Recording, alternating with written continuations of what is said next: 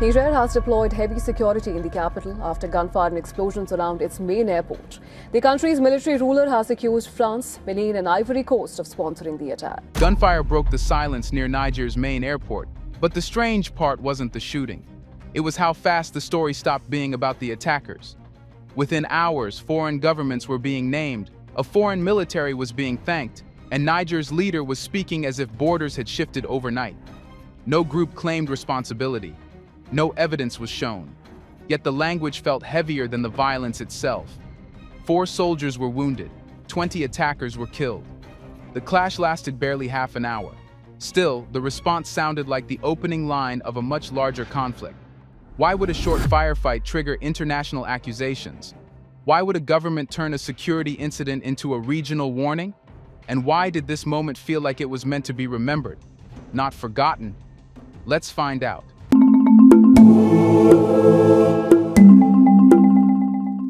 Diori Hamani International Airport does not look like a battlefield.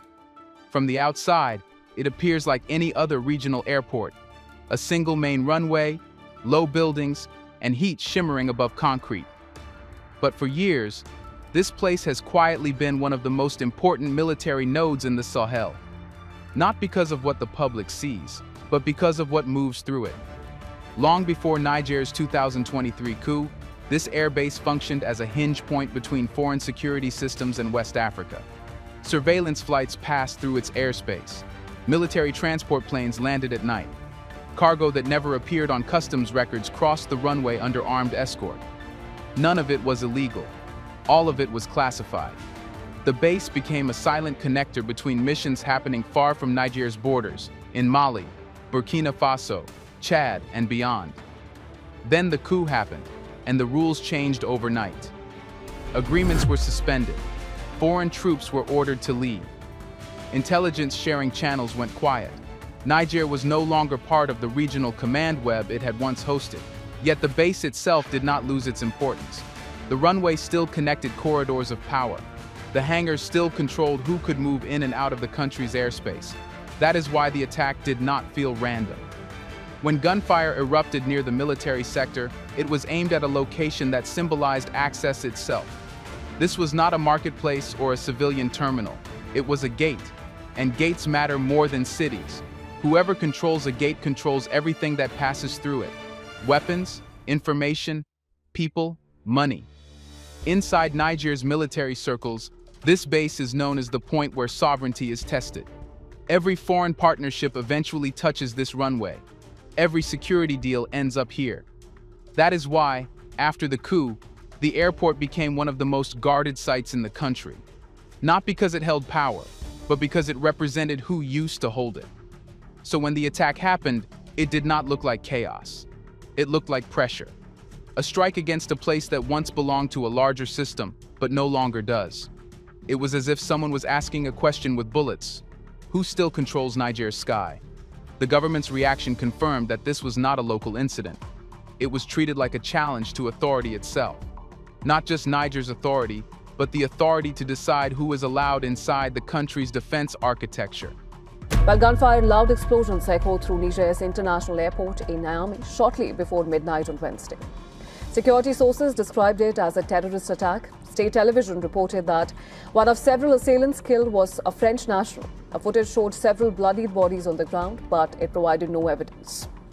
Satellite photographs showed the area before and after the incident. Security sources said a store of uranium currently held at the airport had not been affected by the attack.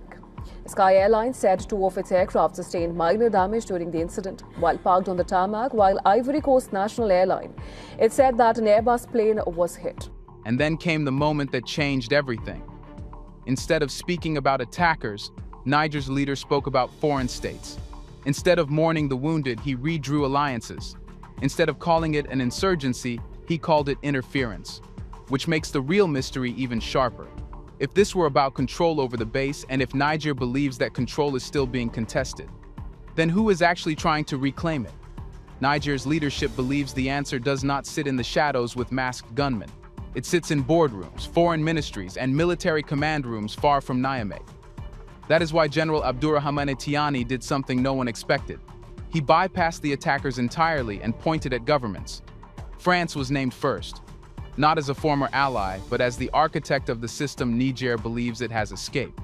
For decades, French military infrastructure, intelligence agreements, and security coordination shaped how power moved through the Sahel. Bases were not just bases, they were anchors of influence. And when Niger cut those ties, it didn't just expel soldiers. It disrupted a regional framework that had been quietly running for years. But France does not act alone. That is where Benin and the Ivory Coast enter the story. Not as enemies, but as corridors. These countries still host or cooperate with Western security operations. Their ports, airspace, and diplomatic channels form the outer edges of the network Niger says it has walked away from.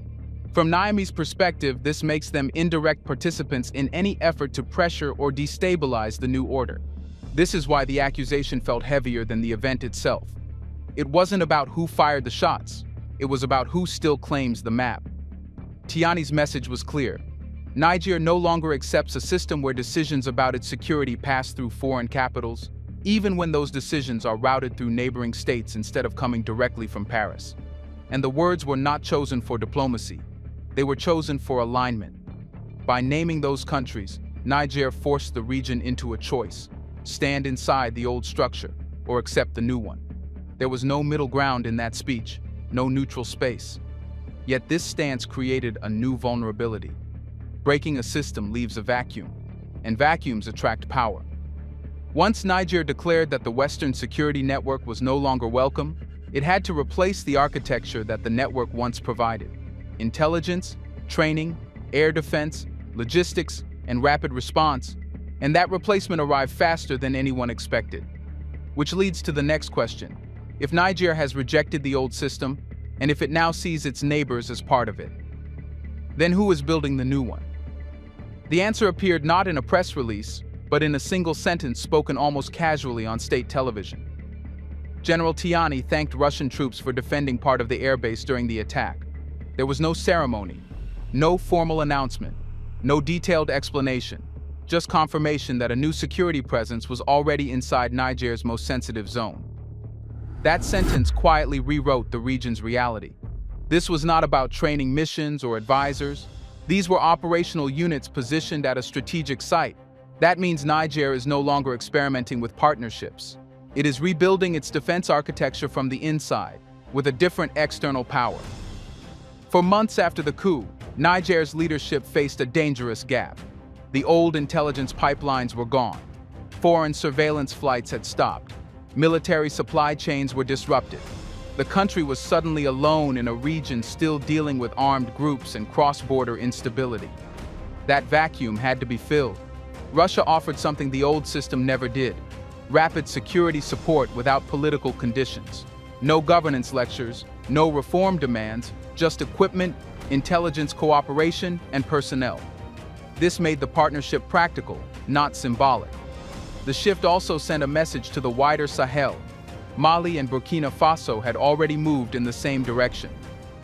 Together, the three states began building a parallel security structure, one that did not depend on Western command centers or approval. This is how the alliance of Sahel states transformed from a political bloc into a strategic network. But Russia's presence is not about loyalty. It is about leverage. By diversifying partners, Niger is attempting to ensure that no single power can dictate its security decisions again. The goal is not dependence, it is balance. Yet balance is fragile, because inviting a new power into a contested region never happens in isolation. It shifts the pressure outward. It redraws invisible lines. It forces other players to respond. And now, the Sahel is no longer a quiet space between global interests. It is becoming a zone where new power arrangements are being tested in real time. Which brings us to the deeper question. If global powers are competing for influence here, what makes this region so strategically valuable in the first place? Let's pause for a second to say, big thank you to the Black Culture Diary community, where Black voices, stories, and legacies are preserved and amplified. By becoming a member, you're not just supporting the channel, you're becoming part of a powerful cultural movement. Let's continue. The answer is not ideology, it is geography. The Sahel, is the narrow belt that links North Africa to West Africa, the Atlantic to the interior, the ports to the mines, and the cities to the supply chains. It is the corridor through which energy routes, trade networks, and security movements pass. Whoever controls this strip of land controls how Africa connects to itself and to the world. Niger sits at the center of that corridor. From its airspace, surveillance reaches across multiple borders. From its runways, cargo and troops can move between regions in hours instead of days. From its borders, trade routes stretch toward coastal ports and inland resource zones. This makes Niger not just a country, but a switchboard. Control over Niger is control over flow, and flow determines power. This is why foreign security systems once embedded themselves so deeply here, not to protect Niger, but to position themselves over the continent's arteries. When Niger stepped away from that structure, it didn't just break a contract, it disrupted a logistics architecture. That disruption is what makes this moment dangerous. Because power rarely walks away from a gateway without trying to reclaim influence. The airport attack, therefore, cannot be understood as an isolated act. It is a signal that access is being contested, that control over movement is being challenged. This is not about politics on paper. It is about who decides what crosses borders, who monitors skies, who benefits from transit, and who is locked out. And that battle is invisible to most people. They see flags and speeches. They do not see supply routes, clearance approvals, radar corridors, and strategic choke points. But these are the real levers of power. Once you control them, you shape economies without passing a single law. Which raises a human question. If this struggle is about systems and corridors, why does it feel like a moment of hope to young Africans? Here's a reminder to please like and share the video, and subscribe to our channel to watch more videos on Black culture, history, civilization, and identity. Let's continue now. Because this is the first time many of them have watched a government openly refuse a system that never worked for them.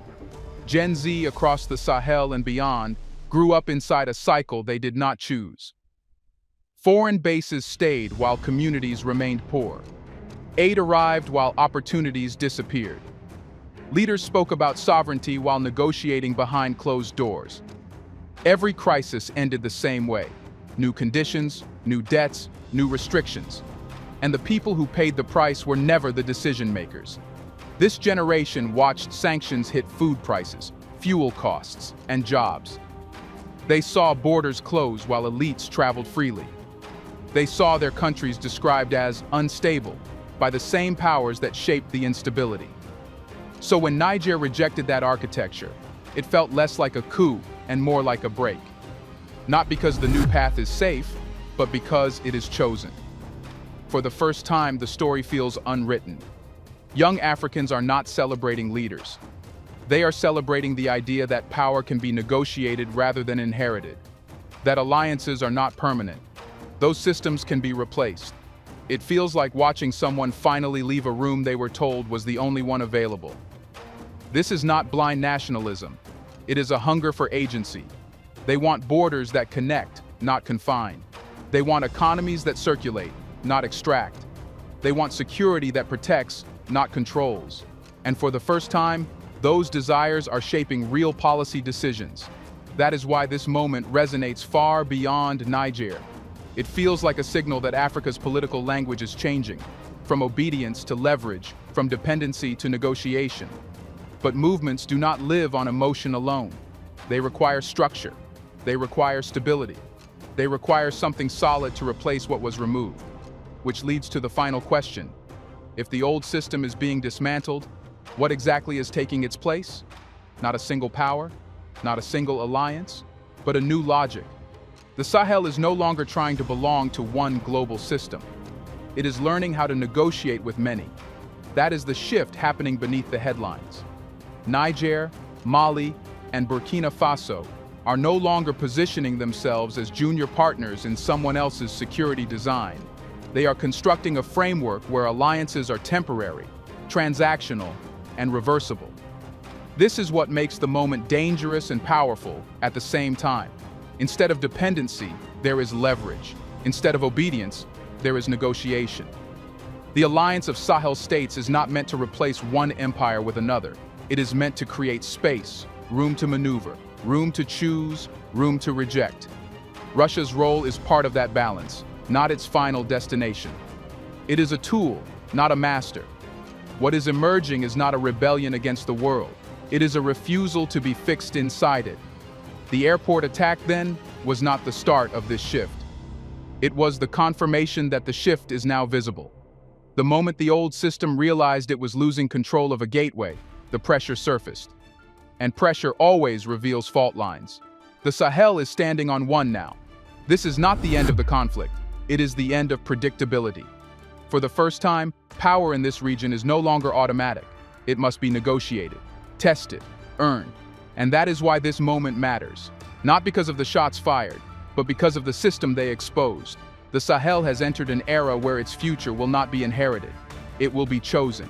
So, was this really just an attack, or the start of something bigger? Who actually controls Africa's security and airspace? Let us know in the comment section.